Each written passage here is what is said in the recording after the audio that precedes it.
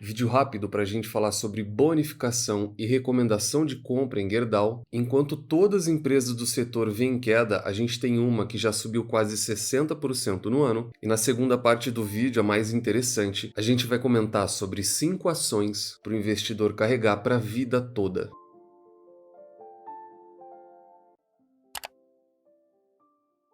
Sempre lembrando que na parte de baixo de todos os vídeos eu deixo uma lista de indicação de livros que você tem que obrigatoriamente estar lendo antes de investir em alguma ação, antes de entrar no mercado de capitais.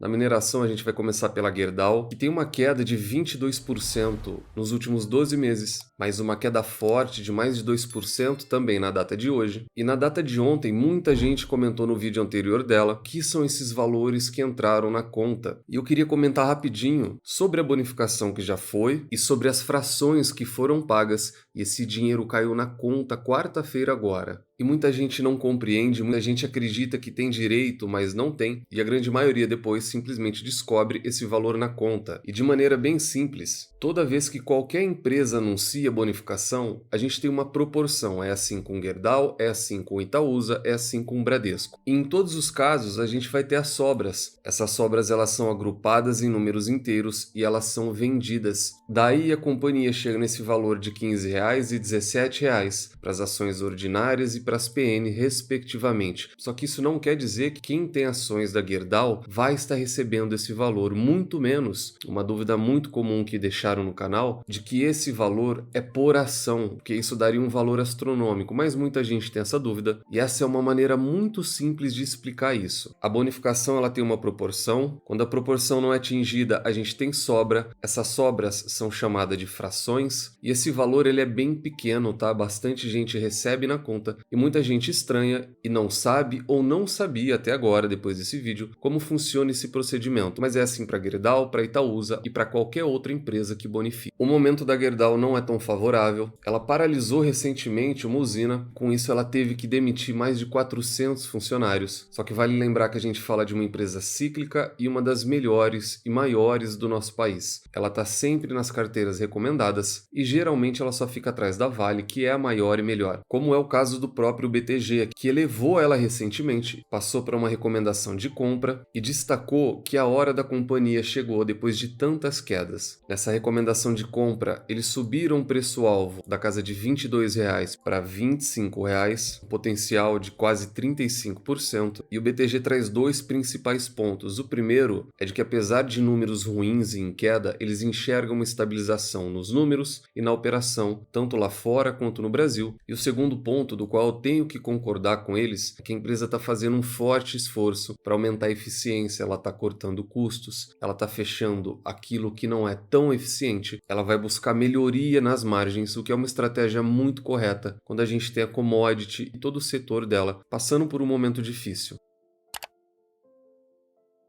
Que não é exclusividade dela, é de todo o setor, inclusive da Vale. Só que a gente tem uma que foge à regra, a gente tem uma mineradora na Bolsa de Valores que já subiu quase 60% e o Safra estima que essa alta ainda não acabou. E aqui a gente fala da Aura Minerals, com o código AURA33, que é uma empresa canadense de mineração de ouro. Ela é uma empresa muito promissora de fato, a gente vai estar estudando muito em breve na nossa área de membros, então fica o convite para você fazer parte da nossa comunidade, para ter acesso à metodologia, o material completo e muitos vídeos exclusivos de empresas fora do radar, como por exemplo ela. O banco mantém recomendação de compra com um preço-alvo de R$ 65, o que sobre o preço de hoje, mesmo depois de toda essa alta de 60%, ainda traria um potencial de quase 40% de lucro. Ela é uma ação também do setor de mineração, só que aqui a gente fala de mineração de ouro, e um dos principais motivos que puxaram essa alta toda da empresa é que o preço da commodity, o preço do ouro, ele vem se valorizando muito nos últimos anos, e mesmo com todo esse cenário de possível queda de juros, eles não esperam uma correção muito forte do ouro, o que vai continuar favorecendo a empresa, vai continuar aumentando o EBITDA e o lucro dela até 2026. Saindo agora do setor cíclico, a gente vai comentar sobre um setor muito tradicional, que é o setor bancário. E a B3, que é a operadora da nossa bolsa, ela registrou não só uma queda de volume negociado, mas também uma queda no número de investidores, o que infelizmente acaba explicando o porquê a grande maioria, mais de 94% dos investidores, acaba perdendo dinheiro na bolsa de valores. A queda no volume, ela foi bilionária, mas o que de certa forma é preocupante é uma queda de mais de 3% no número de investidores pessoa física apenas em um mês. O que acontece aqui? As pessoas investem seu dinheiro próximo das máximas, quando a gente enxerga aquelas matérias de que a bolsa vai a 160 mil pontos, 190 mil pontos, e elas começam a ver o seu patrimônio diminuir, como a gente está vendo agora, algo em torno de 10, 20% em um curto período de tempo, e elas voltam naquele ciclo vicioso. Elas vendem no fundo, esse fundo geralmente combina com uma Selic alta,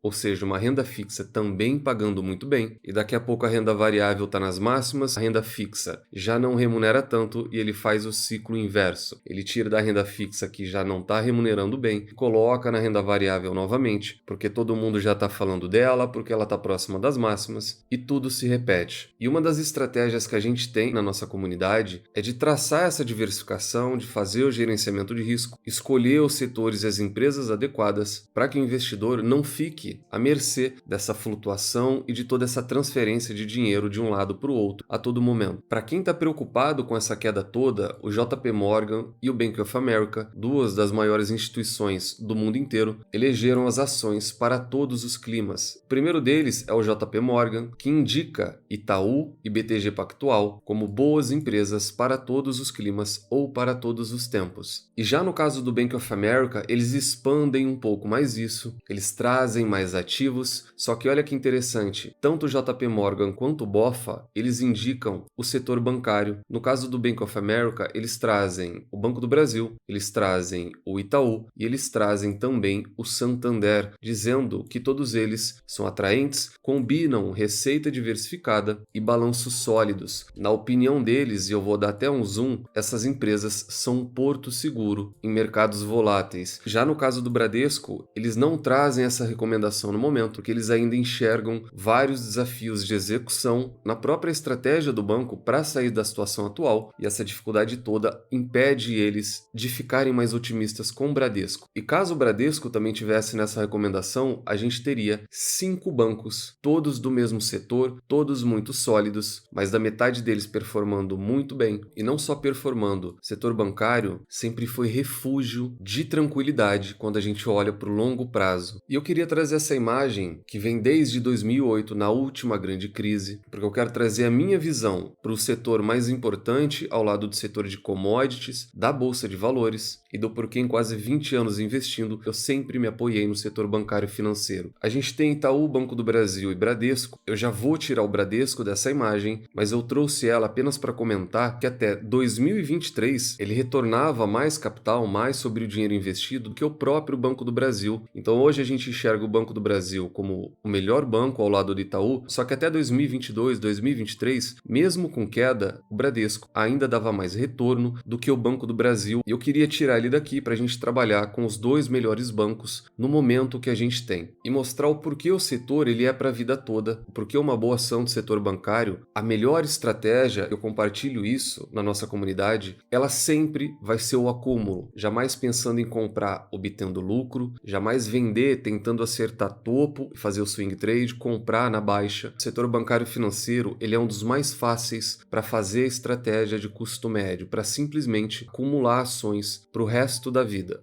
Quando a gente olha lá para trás, em 2008, a gente teve uma queda de praticamente 70% em menos de 6 meses. Em 2012, o Banco do Brasil também caiu algo em torno de 34%. Aquele cenário que a gente viveu de 2015 a 2016, o Banco do Brasil caiu aproximadamente 60% até as mínimas dele. E a gente não precisa ir para cenários de crise. Antes do C19, a gente teve uma queda no Banco do Brasil de 43% de fevereiro a junho. Ou seja, em apenas 4 meses, o banco caiu mais de 40%. Quando a gente chega aqui no C19, vamos falar do Itaú nesse caso, o Itaú teve uma queda de aproximadamente 40%. E recentemente nos dois bancos, vou só dar um zoom, desde as máximas, a gente tem uma queda de 10% para o Banco do Brasil Brasil e uma queda de quase 7% do Itaú. Isso mostra claramente o quanto o setor é bom, quanto quem investe em boas empresas do setor pode ficar tranquilo quando enxerga essa queda do Ibovespa, pode ficar tranquilo caso o Itaú, Banco do Brasil, venham a ter uma queda maior no curto prazo. O investidor ele sempre deveria olhar para esse gráfico histórico, olhar para o setor e olhar para os fundamentos da empresa. O setor bancário ele sempre foi extremamente confiável. Vocês viram aqui que a gente tem quedas de 50%, 60%, mas que quando a gente olha aqui para o longo prazo, o setor e as empresas sempre retornam e multiplicam o capital de quem investe da maneira correta, o que acaba sendo a maneira mais simples possível de se investir. O setor bancário é o setor mais fácil do investidor traçar a estratégia de apenas comprar. Quanto mais ele comprar e olhar para o longo prazo, a chance desse investidor talvez até ficar rico, ela é muito alta.